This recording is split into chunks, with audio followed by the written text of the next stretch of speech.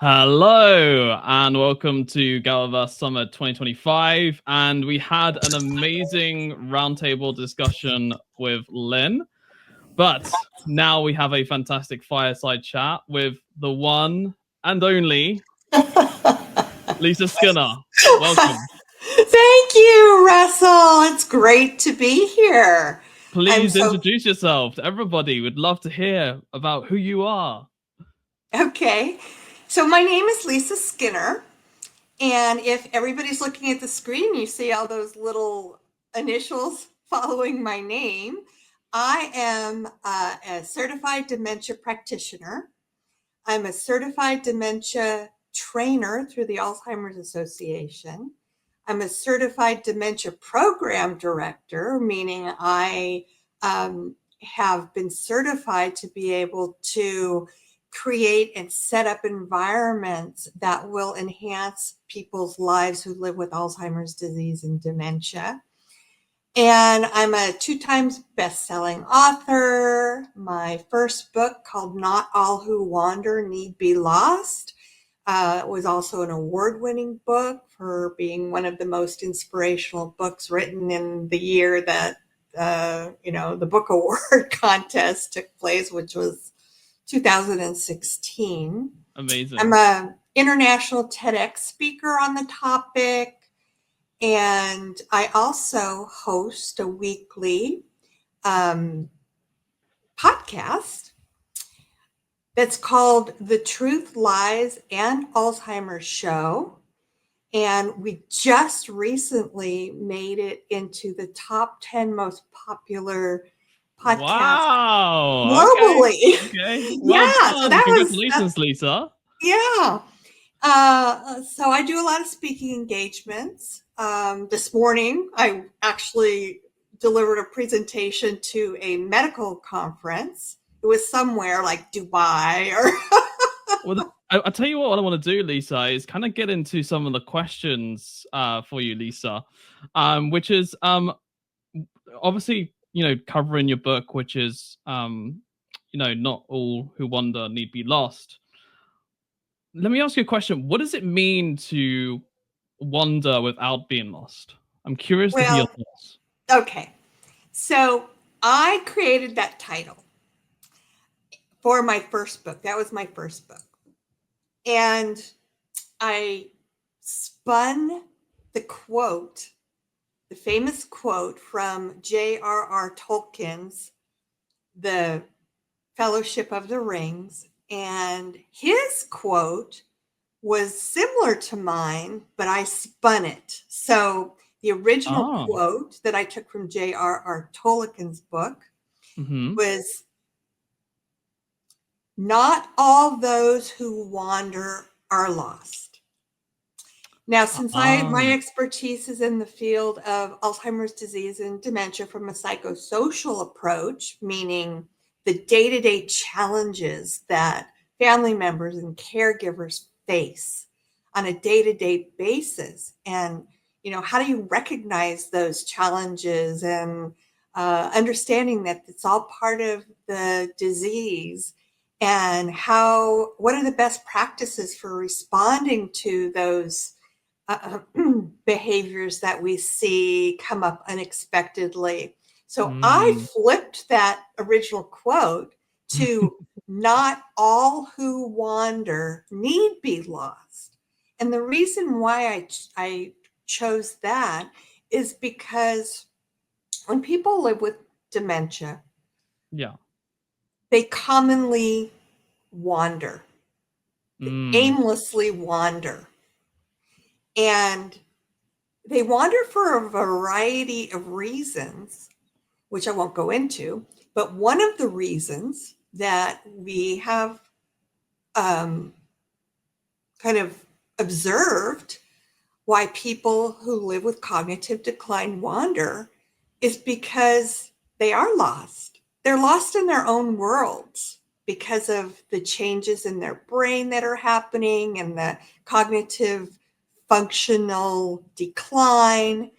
So my take on that was, just because you're living with Alzheimer's disease and dementia doesn't mean you have to go through the rest of your life being lost. There are a lot of things that we can implement into your world that will help you reconnect to your life as it was before your condition. So that's what that was all about. No, thank you for explaining that. And you know, it's one of those diseases where, you know, when it hits you, sometimes you don't expect it, right? And it just all of a sudden just comes out of nowhere and just hits you, and just like like for example, I saw it happen with one of my grandparents, and just seeing it happen to them, it's just it's kind of like, just it's not nice to see, if that makes sense, right? In very kind of sort of nice terms. So when it comes to uncertainty and the like, how can uncertainty be a path rather than a setback? Like, do you understand what I'm saying? Yes, I Yeah. do. And I think my feelings about that question really are based on a basic human emotion that all of us possess. It's part of the, hierarchy, basic Maslow hierarchy of needs, the very basic level of how we're wired and our basic human needs. And part of that is, and I think this is a little bit of everybody that I'm talking about, including myself, is fear of the unknown. Mm-hmm. And to me, it relates to your question, how can uncertainty be a path rather than a setback? Because a lot of us, as we're kind of blazing a trail through our lives, uncertainty or fear of the unknown can actually represent a setback for us because we're scared and we don't want to find out what's on the other side of that brick wall because it's too intimidating, it's too scary.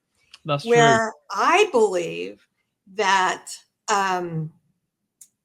uncertainty is doesn't necessarily have to be a scary thing. And let me compare that and use the analogy from a story that pretty much everybody is familiar with, which is The Wizard of Oz, and Okay. compare it to Dorothy being guided to the yellow brick road when she was in Munchkin Land, and she set off all by herself. And she didn't know where. She knew she was supposed to go find this place called Oz. And that was all she was told. Follow the yellow brick road and you will find the Wizard of Oz in the land of Oz, and he's going to get you back home.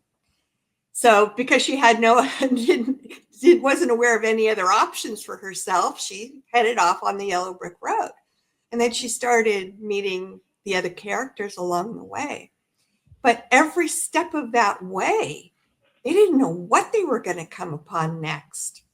And the first characters, of course, were all positive characters, and they all ended up joining her to get to this destination, except the Wicked Witch of the East, no, of the West.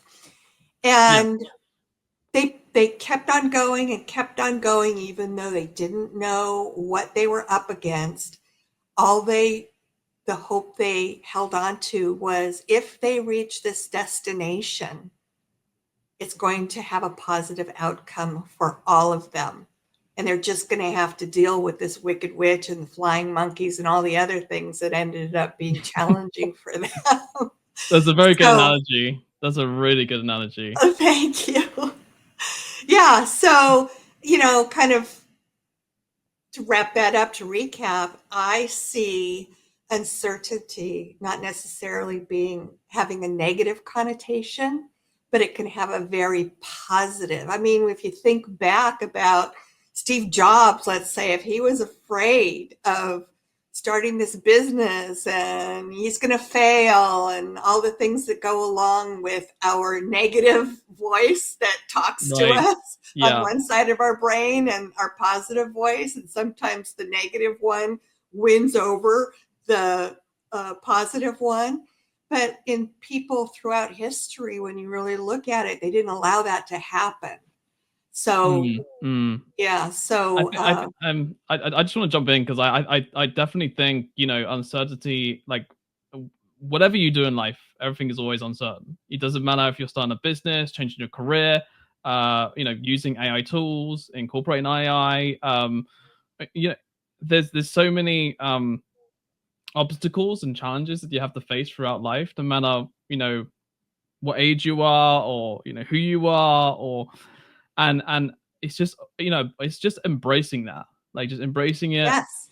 living the experience, living the journey, and taking that, you know, just enjoying it all. Which leads me to my next question, which is like, what have you learned in the moments when you had no clear direction at all? Like what is Well, those? Is there like any sort of key moments that you learned in the moments when you had like no clear direction that you wanted to go in at all? yes, and let me piggyback to J.R.R. Tolkien's original quote. What Sure. he meant by "not all those who wander are lost," basically his intention and the meaning behind that quote was that people who explore or take unconventional paths can still be purposeful and have direction.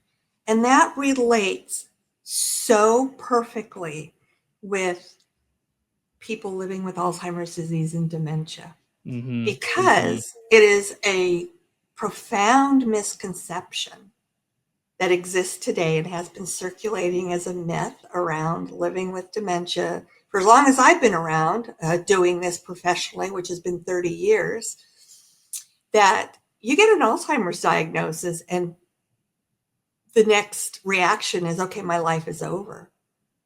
Mm. And, you know, a lot of doctors are even saying to their patients, get your life affairs in order. And they leave them reinforcing um, that belief that, okay, my brain is basically going to turn to mush and my life is over.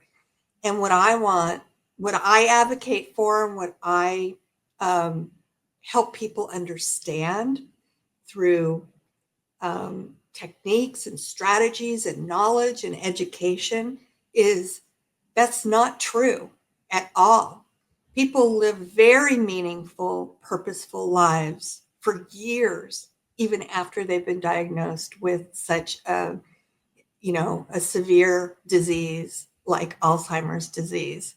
It's a very slow progressing disease. My grandmother, I've had 8 of my own family members that have lived with one of the known 200 brain diseases that are out there that cause dementia, with Alzheimer's being the most common and the one that most of us have heard of.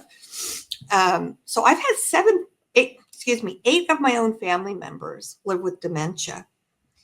And I can, attest and tell you that there are a lot of things that we know that we can create and provide a very healthy, purposeful, meaningful, joyful existence to people, even though we're standing by watching their brains change. But it's a Yeah. long, drawn out disease. My grandmother, for I example, she lived with it for 20 years. I'm afraid I'm gonna have to jump in Okay. because we have run out of time. But Oh, bummer. Lisa, um, thank you so much for joining us. I really appreciate everything that you shared with us today at GatherVerse, and I think you're an amazing. Please keep doing what you're doing. Please keep helping people, and I honestly wish you all the best and everything that you do. And it's really a pleasure being able to speak with you today. So thank you for joining us here at GatherVerse. And please, everyone, make sure you follow her on LinkedIn, connect with her on LinkedIn. And yeah, thank you so much for coming on, Lisa.